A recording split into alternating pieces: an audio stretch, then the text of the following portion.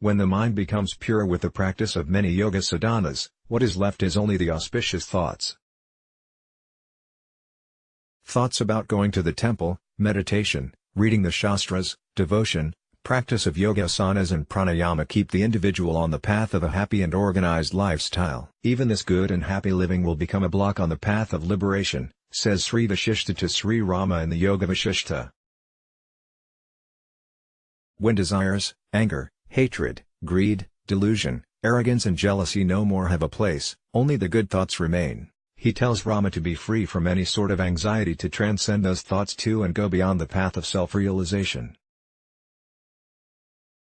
Having told him all along about the nature of bondage, he goes forward now to talk about the nature of liberation. When we are going on the path towards some goal, it is important to know the nature of the destination without any doubt.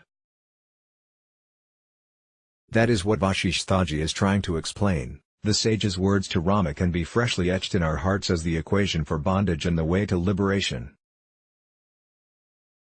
He says that the reality given to the objects, emotions, thoughts and situations by the seer of the objects, thoughts, feelings and situations is alone called bondage. When I am looking at a situation and I believe that the situation is real and permanent, when the truth that it is just a momentary experience, then I am bound by that situation and stuck right there. What is freedom then? The Maharishi continues in the same vein.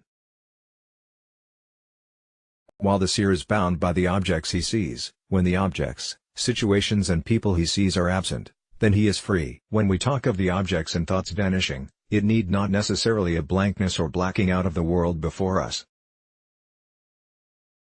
When the realization happens that what exactly sees the world is nothing other than the power of consciousness which is the seer itself, then an experience of oneness happens between the seer and the seen. That experience of consciousness, truth, oneness and reality is liberation. There are 3 steps to bondage.